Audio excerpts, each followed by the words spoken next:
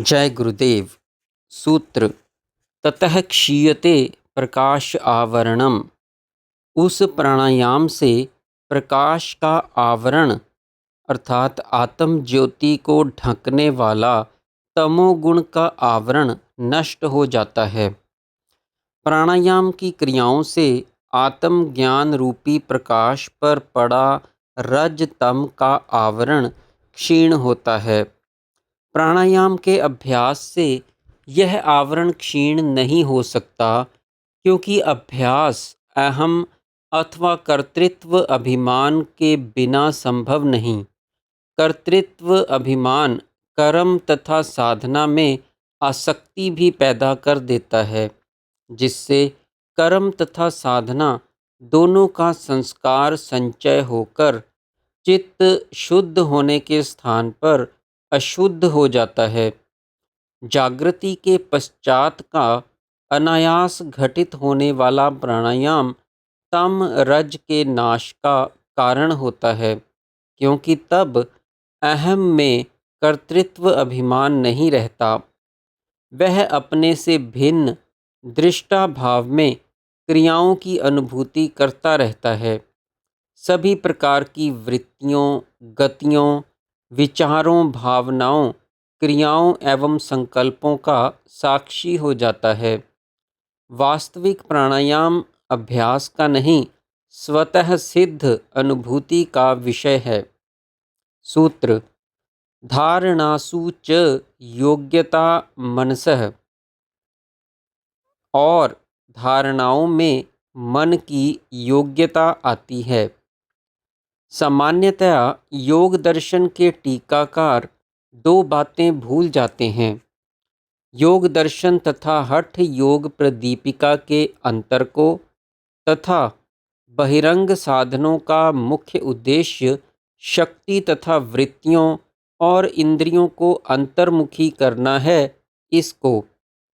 यहाँ योग सूत्रकार धीरे धीरे इसी ओर बढ़ रहे हैं। अब अंतरंग साधन का लक्ष्य दिखाई देने लगा है। धारणा, ध्यान तथा समाधि का अंतर्मुखी साधन एक प्रत्याहार की कड़ी ही बीच में रह गई है। प्राणायाम से धारणाओं की योग्यता आ जाती है। अभी धारणाओं का अवसर नहीं आया, वह तो तब आएगा जब चित्त पूरी तरह शुद्ध होकर मन, इंद्रियां अंतर्मुखी हो जाएंगी। अभी तो केवल धारणाओं के योग्य चित्त निर्मित हुआ है। इस योग्यता के बिना चित्त वृत्ति किसी भी ध्येय विषय पर एकाग्र कैसे होगी?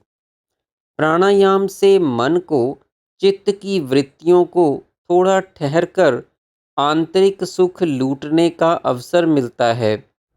विषयी सुख आंतरिक सुख के समक्ष फीके लगते हैं। ज्यों-ज्यों संस्कार क्षीण होते जाते हैं, रजतम का आवरण उतरता जाता है। स्वाभाविक एकाग्रता का गुण प्रकट होता जाता है। धारणा की एकाग्रता बढ़ती जाती है। यह सब शक्ति के बहिर्मुखी प्रवाह को रोककर अंतर्मुखी करने की प्रक्रिया है। चंचलता को रोककर चित्त की स्थिरता प्रदान करने का क्रम है। अब अष्टांग योग के बहिरंग साधन का पांचवां तथा अंतिम स्तर बतलाते हैं। सूत्र: स्व-विषय असंप्रयोगे चित्तस्य स्वरूप इव इंद्रियाणां प्रत्याहारः।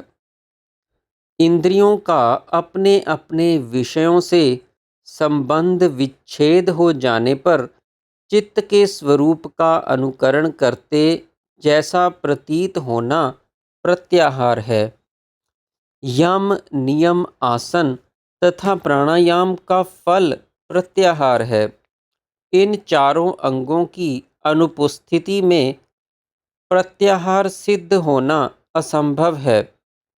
जो पहले चारों अंगों की ओर से उदासीन होकर प्रत्याहार की स्थिति को हठ पूर्वक प्राप्त करने का यत्न करते हैं, उनका प्रयत्न वृथा जाता है।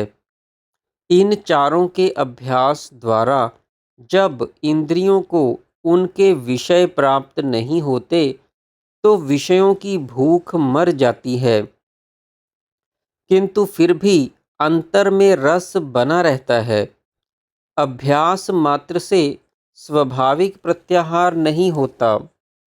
मन इंद्रियों के आधार पर प्रवाहित शक्ति जब तक अंतर्मुखी प्रवाहित होना आरंभ नहीं करती, स्वाभाविक प्रत्याहार प्रकट होना आरंभ नहीं होता। अभ्यास से प्राप्त प्रत्याहार को अधिक से अधिक संयम की स्थिति कह सकते हैं, जिसमें इंद्रियों को दबाकर रखा जाता है। यह अवस्था सदैव ही अस्वाभाविक होती है, किंतु जागृति के पश्चात जैसे जैसे पहले के चारों अंग स्वाभाविक अवस्था में विकास पाते हैं, प्रत्याहार भी स्वाभाविक उदय होता जाता है। तब प्रत्याहार करने के लिए प्रयत्न नहीं करना पड़ता। विषयों से मन इंद्रियों का संबंध टूट जाता है। यदि विषय समक्ष भी हों तो भी उनकी ओर से उदासीनता बनी रहती है। इंद्रियां चित्त की स्वाभाविक अवस्था का अनुकरण करती प्रतीत होती हैं। यहाँ आकर मन पूरी तरह साधन के अंतरंग अंगों के लिए तैयार हो जाता है। जय गुरुदेव।